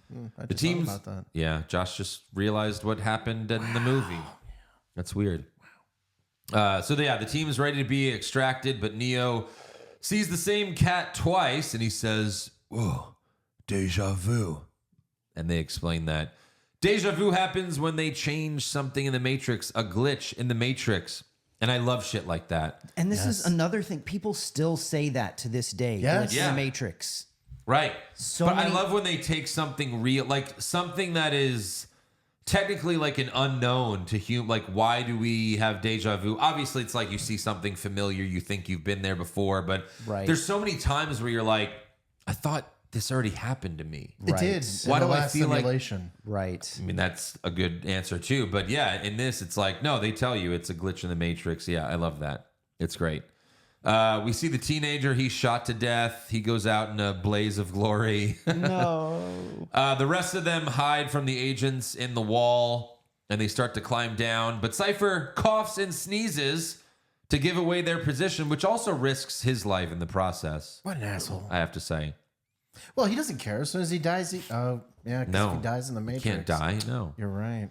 So Agent Smith tries to pull Neo through the wall, but Morpheus sacrifices himself and tackles Agent Smith to save him. Oh, such a cool scene. And then Agent Smith kicks Morpheus's ass. Beats the shit out of him. Yeah, it's such rough. an amazing scene. But as I mentioned before, the hand-to-hand combat between both those guys is just so cool. And this really shows you just how much of an issue Agent Smith is, because Morpheus is supposed to be like the baddest ass of them. Like Neo can't hope to even hang with him when he first starts training. Yeah. And Smith just in seconds takes him down. Yeah. Cypher leaves the group to be extracted first. I guess he caused a car wreck to be like, hey, yo, get me out of here. Right. And then Cypher shoots Dozer and Tank with a laser gun. And then he starts unplugging all of the non-important characters while they're in the Matrix, which of course kills them. Yeah. And then he's talking to Trinity over the phone while he's also like an inch from her mouth. Where he's like, Trinity. On top of her. I used to think I was in love with you. Like if this movie was grosser, he would just be like fucking her as he's talking to her. Yes. Well, you know? if the movie was even grosser, he'd be like, well, when you wake up, we're going to be together. Because that was the deal I made. Yeah, right. It's true. Yeah. Hey, Trinity, can you feel that? Yeah. How about this? Yeah. Yuck. Jesus, Aaron. Yuck. Yeah, he's terrible. He's a terrible guy. So then Cypher tells Trinity, if Neo's the one, then there would have to be some miracle to stop me, right? I mean, how can he be the one if he's dead? Amazing. And then Cypher asks Trinity if she believes that he's the one, and she says yes. And then he says, no, I don't believe it. And then Tank's still alive. He's like, believe it or not, you piece of shit, you're still going to burn. Awesome. Here's my question. When Cypher says, I don't believe it, was he saying that to Trinity? Or was he saying that to Tank because he was shocked that Tank was alive? Oh, the Tank. 100% Tank. Because that's his like, holy shit, I said it's going to take a miracle, and holy shit. Yeah. Here's the miracle. Mm-hmm. But he was like, I don't believe, I don't believe. It was like he was saying it to both of them. It but fit. Yeah. It was perfect. He kind of was saying it to both of them. I think mostly Tank, but yeah, both of them. It was great. It was a great moment. But it was so, because he's holding his fucking hand right on Neo's plug. Right. And then, the miracle happens. Right, because It's instead beautiful. Scyther could have been like, you should be dead, or something like that, but he said that. And Yeah, that would be lame if he said that. right. Yeah. So that was great. Fucking miracle happens. Then we go to Agent Smith, who's got Morpheus in handcuffs, and he tells him that the first Matrix was perfect, but humans define their reality through misery. Yes, we do. And that's another thing about this movie. There's a lot of Bible references in this movie. Like this is referencing like, Adam and Eve, like the world was perfect, but they just couldn't handle that. They had to fuck it up. Couldn't fuck resist things up. fucking it up. And also Neo is fucking Jesus in this movie. He's the one, he's the savior. Sure. The agents are trying to hack into Morpheus's mind to get the codes to Zion's mainframe computer, which will fucking fuck everything up, I guess. Then Tank tells Neo and Trinity that they have to pull the plug on Morpheus before he gives the codes up, and he's about to pull the plug, but Neo says stop. He says the Oracle told me I'd have to make a choice. I'm going in. He's like, I'm not the one, Trinity, and she says, no, you have to be, and he's like, I'm not. And Neo tries to stop Trinity from going with him, but she says, what I think? Morpheus means more to me. I think if you're going to do this, you're going to need my help. And since I'm the highest ranking officer, if you don't like it, I believe you can go to hell. Nice. Trinity's awesome in this movie. Another movie where you get a badass chick, but they're not beating your head over it. Right. So it's great. It's not like Tank was like, what? A woman did that cool thing? How? Right. Because that's just where it becomes patronizing at that point. But no, Trinity's just an awesome female character. She's just and badass. That's it. She's badass. And that black leather, oof, mommy. Oh, I never want to hear you say that again. Let's not do that. Never want to hear you say that again. No. That was awful. Yes. You know you agree with me, though, goddammit. Oh. Okay. All right. So Neo and Trinity go into the loading program, and Tank says, "What do you want?" "Guns. Lots of guns." And then the guns just fucking roll past them. So another great thing this movie has, it's got an awesome load-up scene, just like Commando. Right. Yeah. But like a video game almost. Like, you know what I mean? Just Yes. fucking... That's essentially what it is. And then, like, 18 years later, he says that in John Wick 3 is an awesome callback to this movie. Nice. So fucking cool. Then Hugo Weaving has his best scene, really, his awesome monologue to explain Agent Smith's motivation. Because at this point, you just think he's a computer program. He's doing what he's told, right? Right. Like he's AI. But he compares humans to a virus that's killing the planet, and we are the cure. And then he tells Morpheus, "I hate this place, this zoo, this prison, this reality. It's the smell. If there is such a thing, I could taste your stink, and every time I do, I feel like I'm infected by it. I must get out of here and get free. Once Zion is destroyed, there's no longer a need for me to be here." But it's just great because he's this AI program that's gone rogue. Yeah, he's fucking stealing the scene. He's been a great villain in this movie, but this monologue just made it for Because him. like it humanized him. Yes. Like it made him more, you know what I mean? Like Yes. he's not just a robot doing his job. It's like he fucking hates being in the Matrix. It's like, you are keeping me fucking here. Yeah. Yeah. So then Neo and Trinity walk into the office building, but the metal detectors go off, and a security guard tells Neo, he's like, "Oh, remove any metal, watches, keychains, whatever." And then Neo opens his jacket to reveal a bunch of guns, and the guy's like, "What the fuck?" Yeah. There's no response to that. No. Neo and Trinity have an awesome shootout with SWAT team. One of my favorite parts of this scene was Trinity gets behind one of them, kicks his gun to herself, and then shoots him in the back. Yeah. I love when Neo does like the weird Wall run. handstand. And he's like shooting people while he's fucking doing a flip. Yes. Fucking so amazing. Lots of cool slow motion, like running up a wall. It's good stuff. If you've ever seen any outtakes from this, there's this one scene where, like, at the very start of the gunfight, where Neo is running over to take cover behind one of the pillars, and like he just like trips and falls and drops a gun or something, and everybody's like, "God damn it!" Because there's such a huge setup for all the explosions. Right. Interesting. So Neo and Trinity clear the room, and they head up the elevator, but they kill the power, and they go up a much cooler way, like with the fucking explosion. I guess the cable or whatever. He shoots the fucking thing, and then they go up in the cable. Yeah, and then the explosion goes off. All the sprinkler systems go off in the room where the agents are just standing. Like, it's just great because they're not showing emotion, but you could feel that they're pissed off. Right. Then Neo and Trinity kill more SWAT guys on the roof, but an agent shows up. Neo shoots at the agent, but he dodges the bullets in awesome fashion. Like, really cool special effects there. And then the agent shoots at Neo, and Neo does the limbo to avoid most of the bullets as they go flying past him. So this is maybe the first time we're getting a hint that maybe he is the one. Right. When he dodges the bullets here. He dodges the bullets, but then he Special. gets grazed by one on the stomach, and he falls down. The agent walks up to finish Neo. He's like, "Only human." But then Trinity puts her gun to the agent's head and says, "Dodge this." Oh, badass. Awesome scene. Then Tank loads a program to teach Trinity how to fly a helicopter. This is like something where it's like you would think she learned this years ago, but it's just like it's just a cool, like, hey, look how cool this is. And how they could just load this floppy disk, and she learns how to fly a helicopter in 2 seconds. Just kind of add things on the fly. Yeah. Yep. So she flies it to the floor where the agents are on, and Neo shoots them with a Gatling gun. They can't dodge those bullets. No. So they all die. And then Morpheus powers out of the handcuffs, stands up.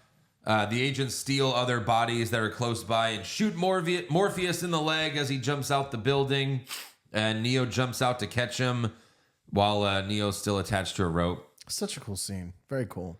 Then one of the agents shoots the helicopter's gas tank, and there's a cool shot because Neo's holding Morpheus, like they're still hanging. And it looks like he lets go of his hand. It looks like Morpheus is just falling to his death, but because it looks further away than it is. Right.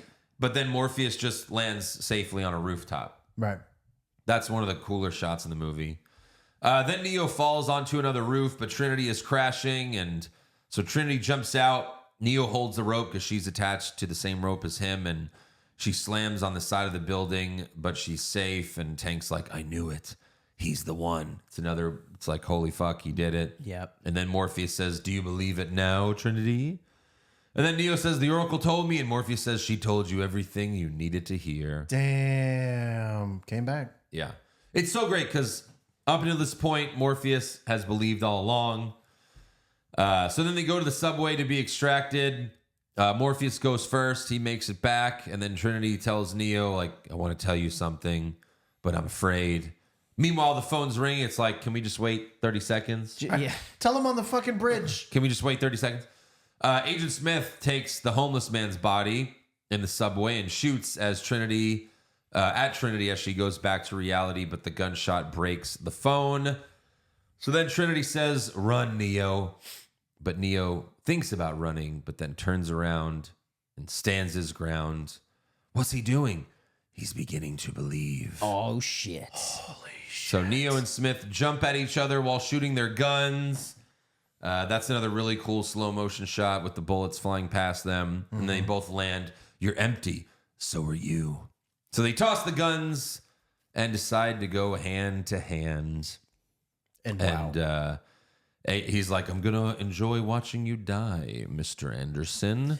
Because that's the other thing. Like, you know, all these tense scenes and he's just like deadpan. Right. But that's his character. And it's just so great. It's like adds an extra level of intenseness to it. Yeah. So Smith knocks him down, but Neo stands up and asks for more. And then that's where you see Smith with the emotion. Like he's fucking pissed. Yes. He does those super fast punches like brr, brr, brr, brr. And then he hears a train a-coming.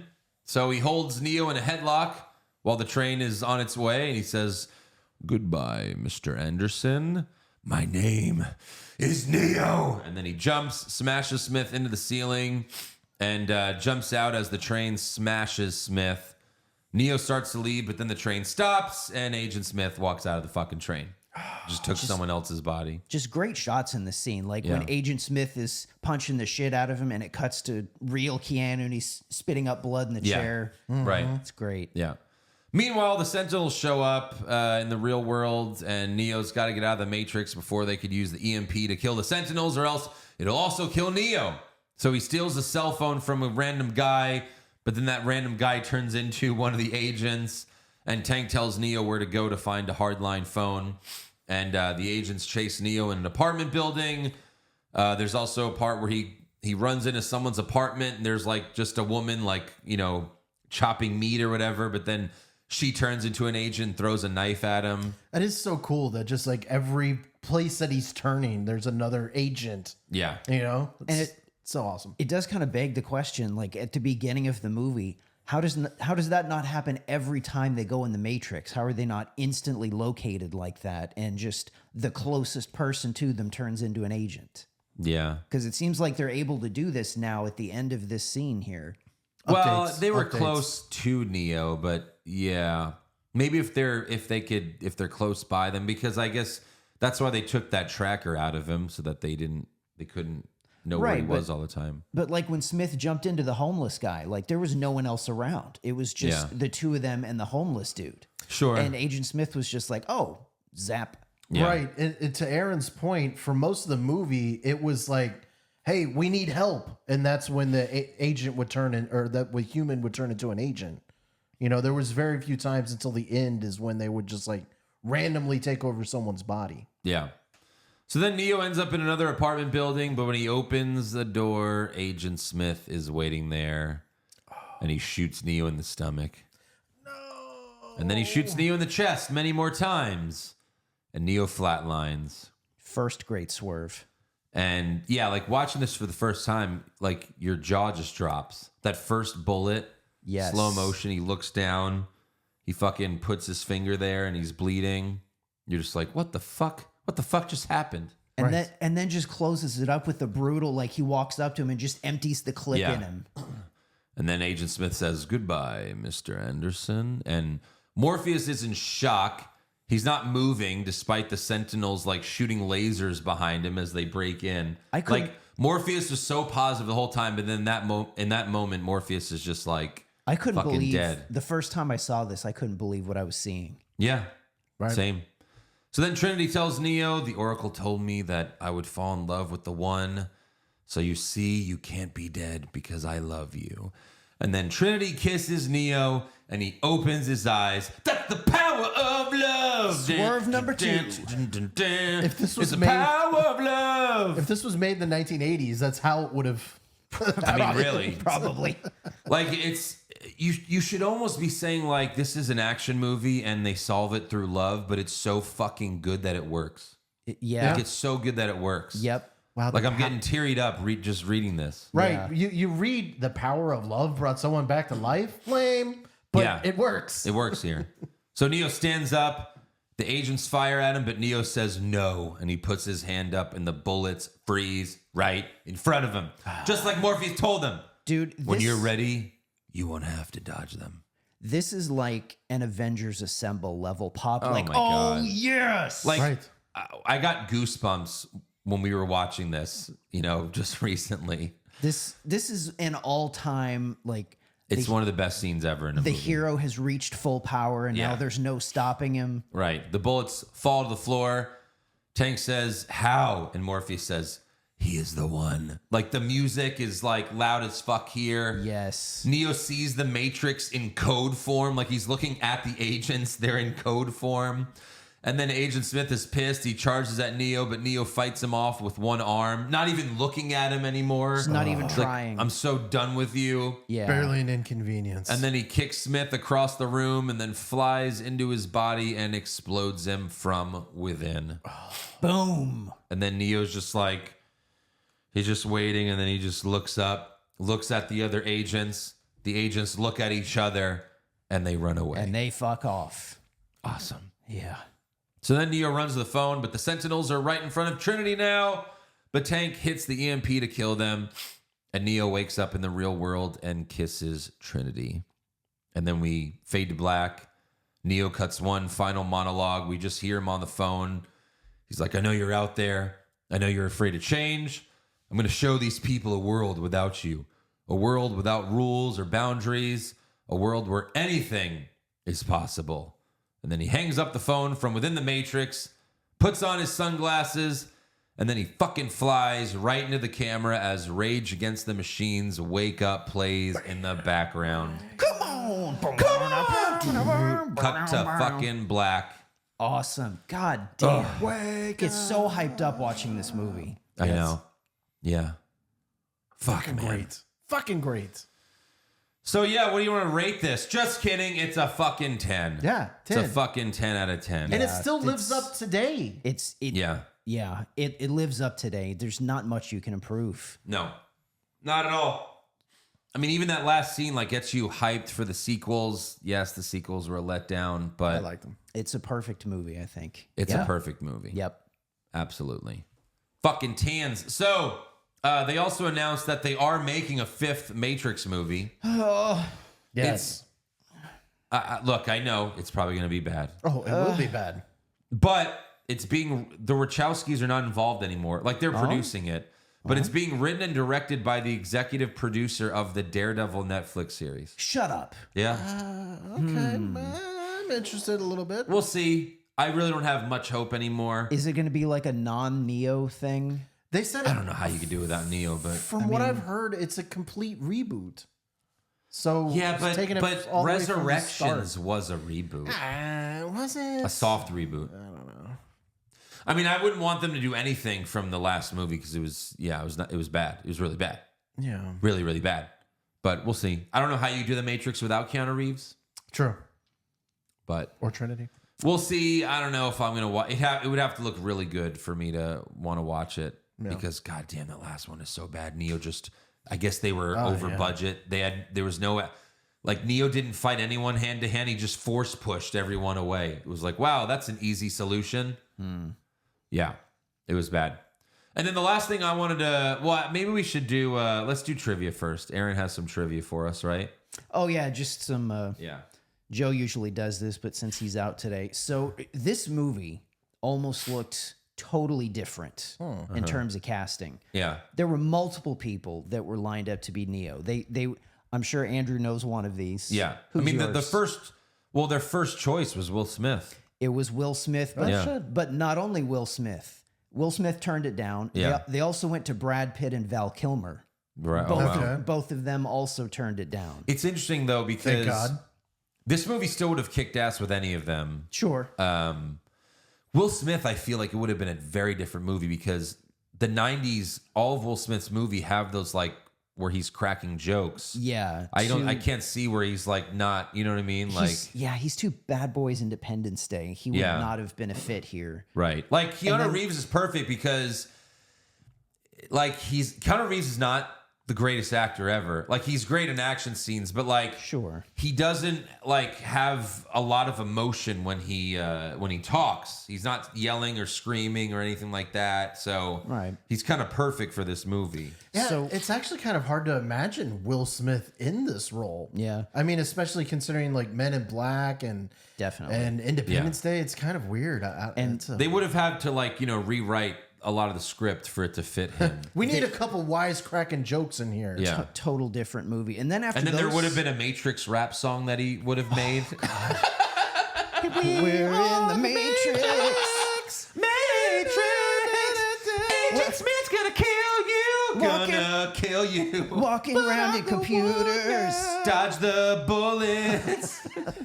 And then even after after those three turned it down, it ended up coming down to Keanu and Johnny Depp.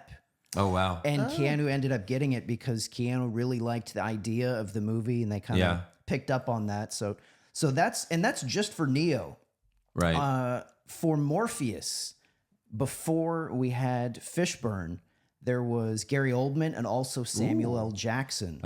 So we almost had blue pill or red pill, motherfucker. That's what I was gonna say. Imagine Will Smith and Sam Jackson. Damn it! What simulation? Red pill, motherfucker. What simulation was that in? I want that simulation. Oh man, that's almost a movie we got deprived of. Not getting that. So that was Morpheus. And then also, on the first day of shooting, Hugo Weaving got hurt. And there was some concern that he might have to get recast. Oh, shit. And Carrie-Anne Moss also twisted her ankle, and she didn't tell anybody because she was worried she would get recast. Damn.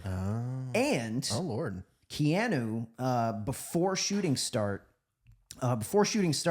he had a spinal injury that there was some concerns if he was even going to be able to do the movie at all. Jeez. And he had to have neck surgery going into it. So while he was training for all of this, doing fight training and all of that stuff, he couldn't do any kicks while he was training. So if you notice, he doesn't like kick hardly at all in the movie. Yeah. And that's because he wasn't able to train with kicks because he just couldn't move that way because of the surgery. Wow. Yeah, Interesting. That's crazy. So like everybody got hurt on this movie. And then just a couple other things. Carrie-Anne Moss, the fight scene at the very beginning of the movie and most of the crazy wire stuff, she did her own stunts. Nice. Respect. And if it seems like the movie was explained really well and they had a lot of these, kind of exposition scenes, the studio insisted on this because they were concerned people weren't going to get it. Right. So they wanted a lot of explanation scenes during the movie so people wouldn't get lost. That's funny because now everyone believes that they live in the Matrix. I mean, I still like, okay, there are, but I still feel like this is, I mean, it's still mostly a character driven story because I don't like movies where it's mostly just explanation and then you know what I mean? It's still a character driven story, but yeah. Sure. And just one last little fun thing. There's a part when Trinity and Neo are assaulting the building and they're down in the lobby having that big fight. At the end, I think they get in the elevator to go up and the camera kind of pans out. And at the very end of it, like part of a wall crumbles. Yeah. And that wasn't supposed to happen, but it just happened to happen. And they were like, oh, leave that shit in. Right. Yeah. Interesting. That's really cool. So that's all I had. All right. Very cool. Last thing, Matrix related. So I made this. Me and my friend in high school. His name was James Poole. He actually died just a couple years ago from COVID, which is crazy. But shit. He was like a good friend of mine. We made like a lot of videos together in high school. I wrote this Matrix parody movie that was like 30 minutes. And shit. We filmed like enough for a trailer for a school project, and like his editing. I've seen this. You've seen this. I've seen this, yeah. I have not. His editing is so good. Like we actually did a lot of the Matrix shit because his editing was that good. Now I'm gonna play it. It's a little pixelated because it's so old. Like we made this in 2003, like before there even was a YouTube. And obviously I don't have a better copy, but Andrew was just a baby. And look, the title of this is definitely dated. It doesn't really fit the year 2024. But it was 2003. Come on, guys. So this is the fourth Matrix? Yeah. No, well, this is before Reloaded. Okay. Please don't cancel Andrew. He was like 16. But no, I was really into parody movies at the time, so I just wanted to. So, all right, here we go. Have you ever had a dream? So real.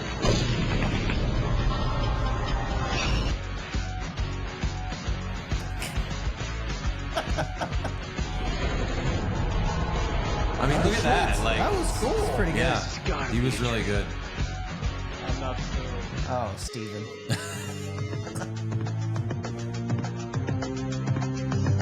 The fist. See the fist? You are a parasite. And I am the books. Look at this. Watch this. Look.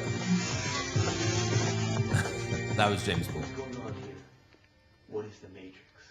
The Matrix is control to keep you under control. Of course, control over you to control everything in this world, to control me and you for controlling other controlling control things.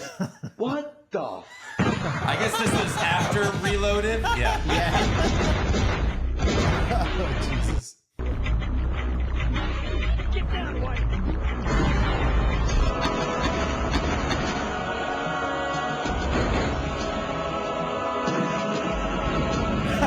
I just blew up a car for no reason.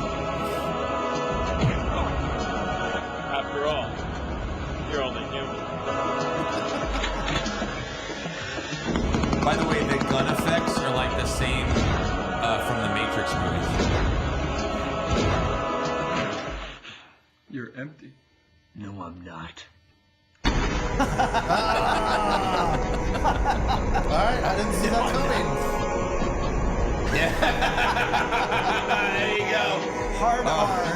Hard R. Hard R. Wait. You made this for a school project? Oh, boy. Yes. Okay, I have to know what the teacher thought of this.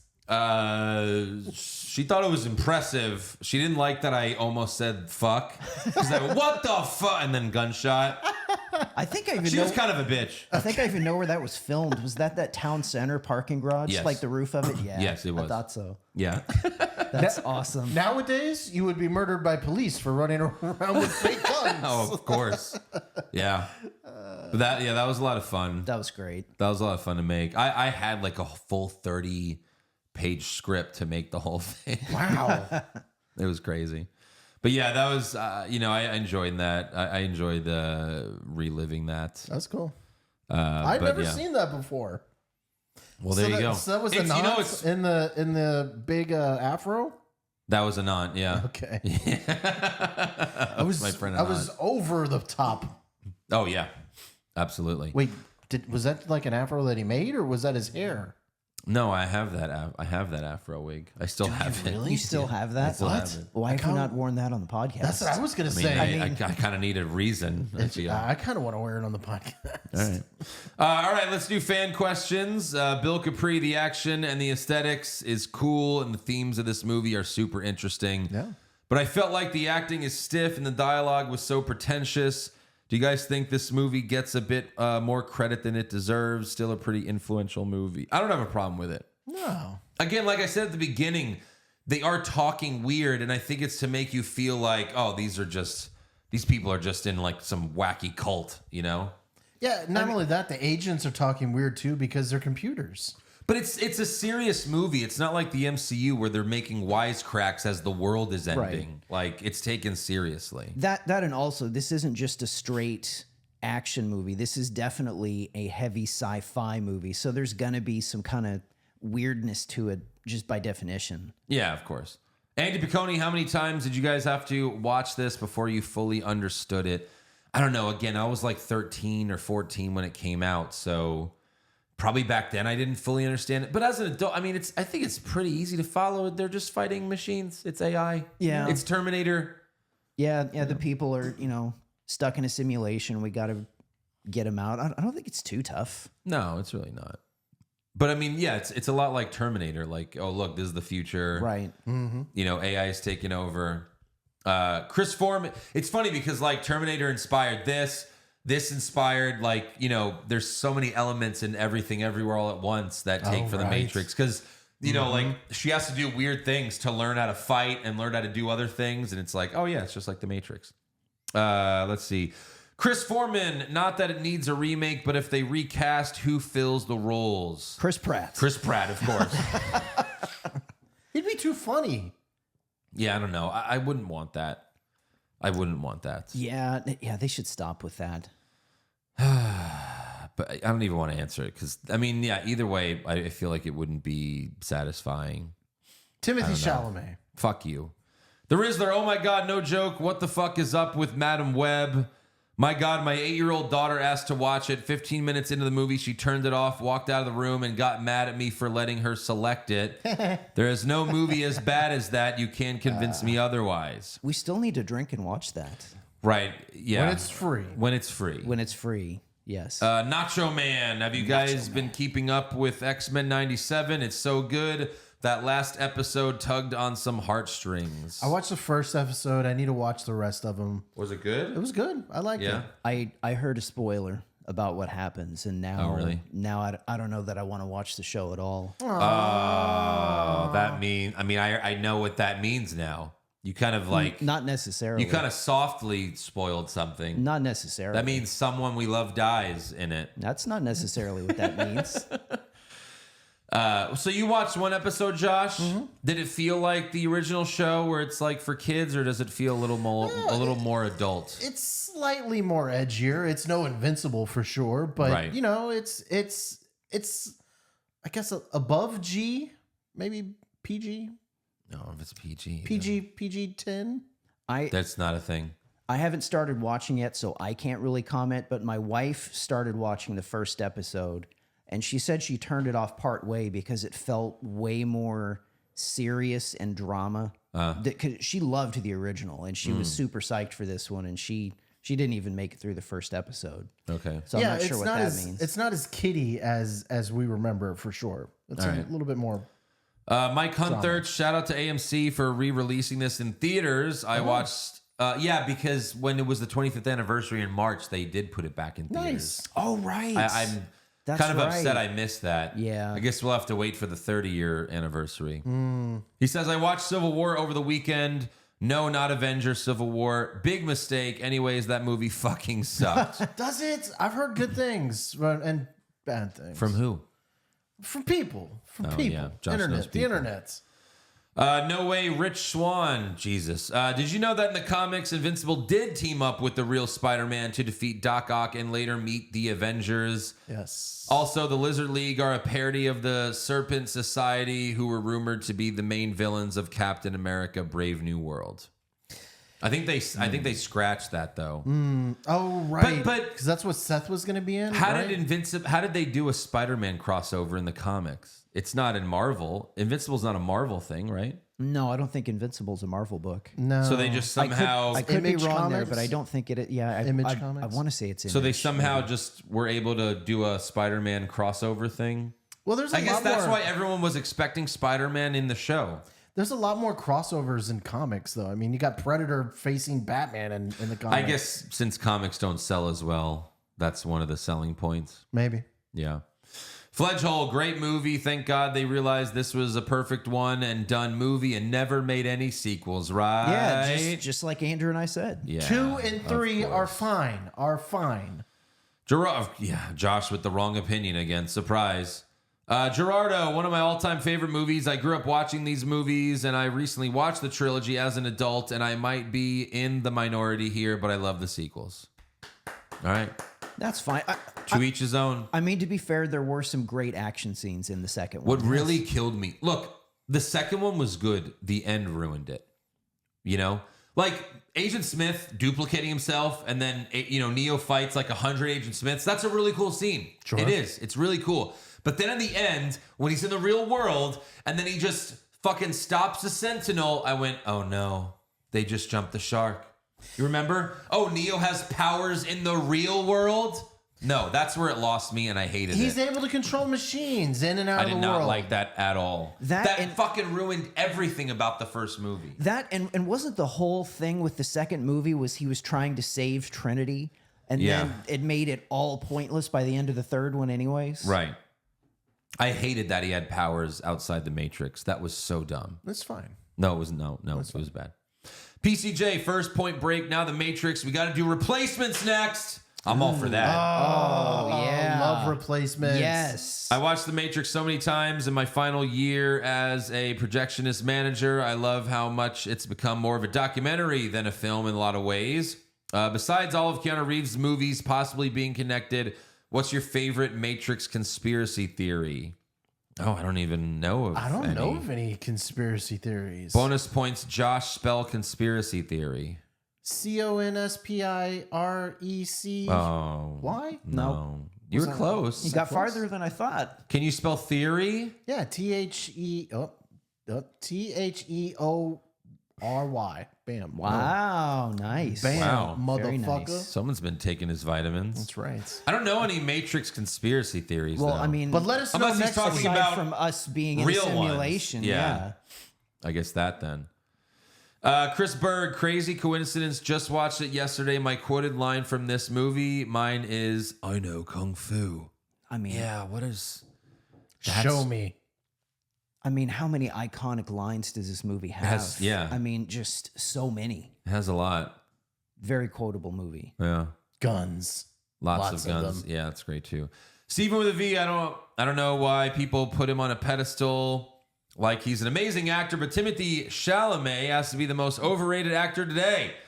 What has he done that makes you go, wow, what a performance? Nothing! Thank you, Andrew, for saying what needed to be said. So, yes. So Andrew's got a burner account that he's leaving comments. Oh, I whatever. see. So Timothée Chalamet's a great actor.